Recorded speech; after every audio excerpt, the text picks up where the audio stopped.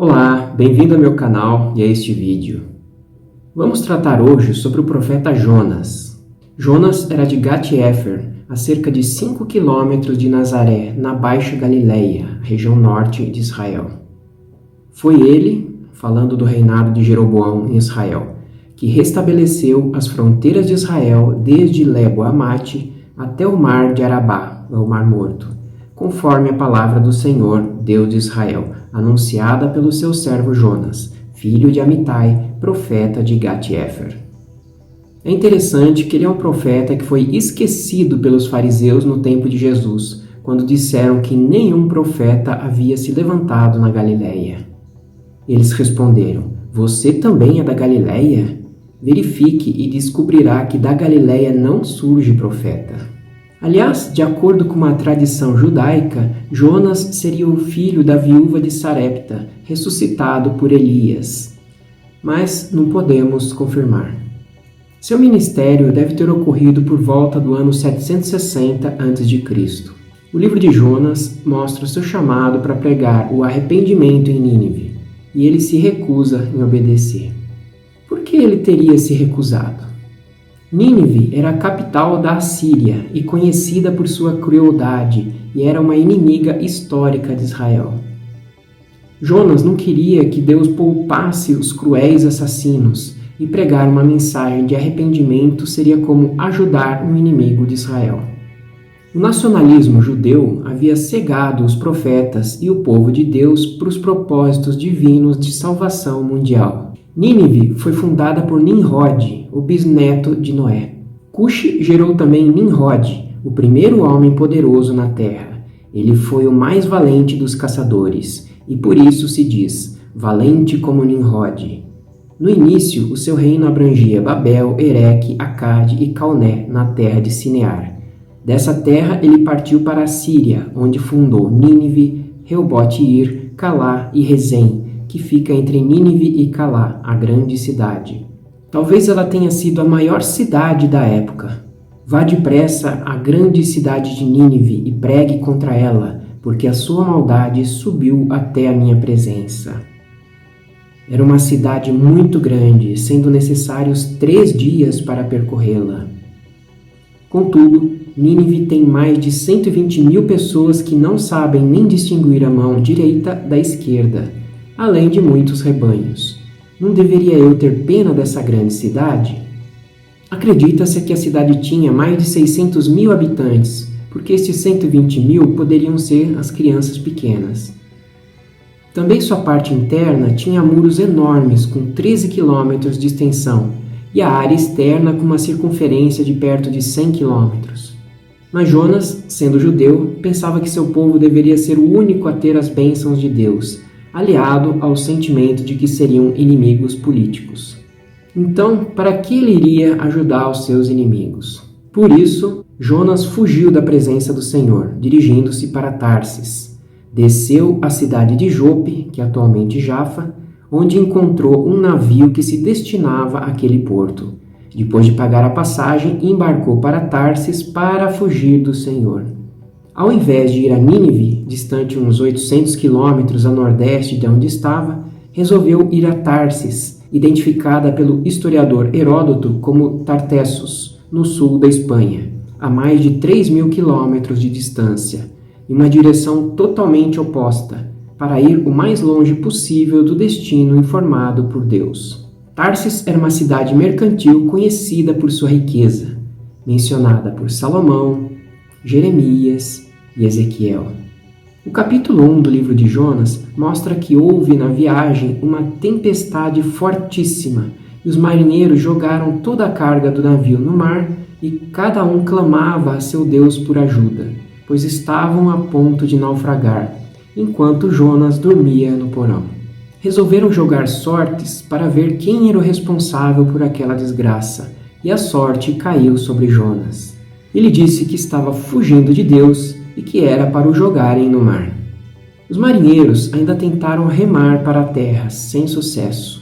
Então clamaram a Deus para os ajudarem e jogaram Jonas no mar, que se acalmou. Ao verem isso, os homens adoraram ao Senhor com temor, oferecendo-lhe sacrifício e fazendo-lhe votos.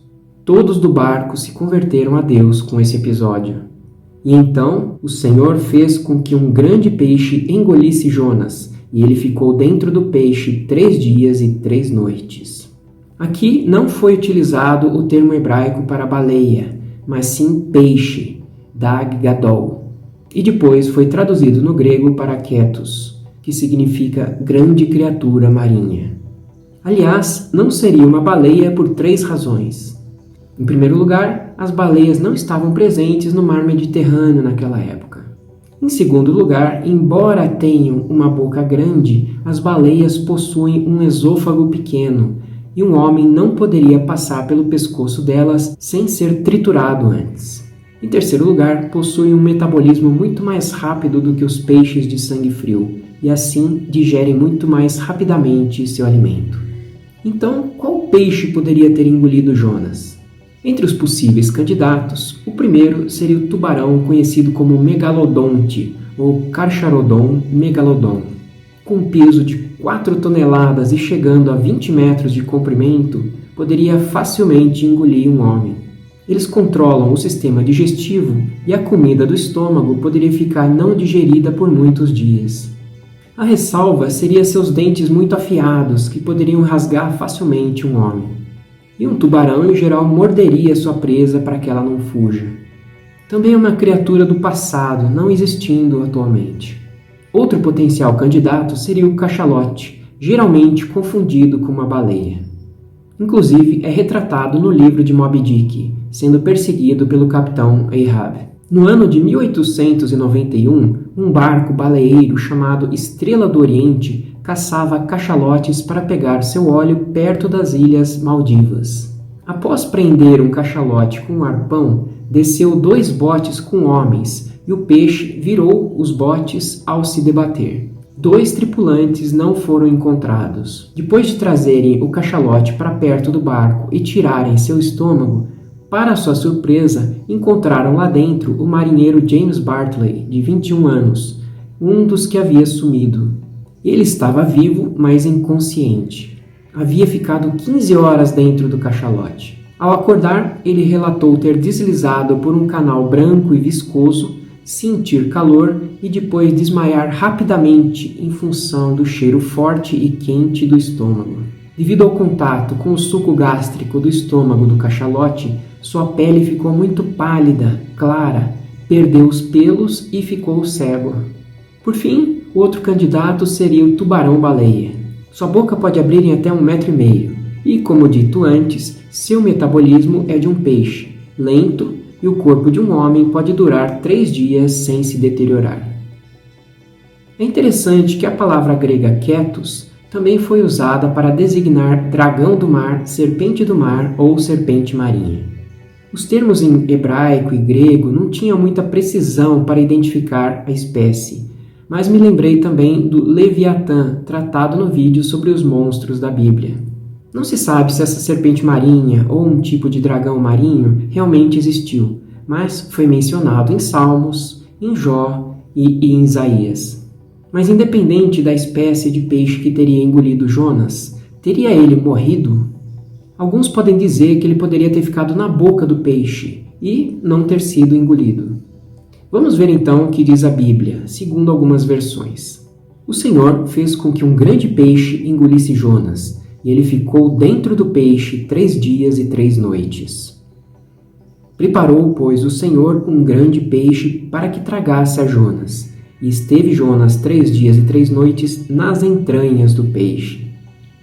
Deparou o Senhor um grande peixe para que tragasse a Jonas, e esteve Jonas 3 dias e 3 noites no ventre do peixe.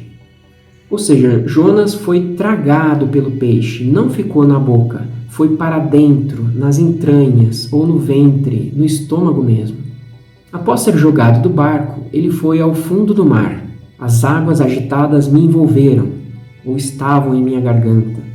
O abismo me cercou, as algas marinhas se enrolaram em minha cabeça. Afundei até chegar aos fundamentos dos montes, a terra embaixo, cujas trancas me aprisionaram para sempre.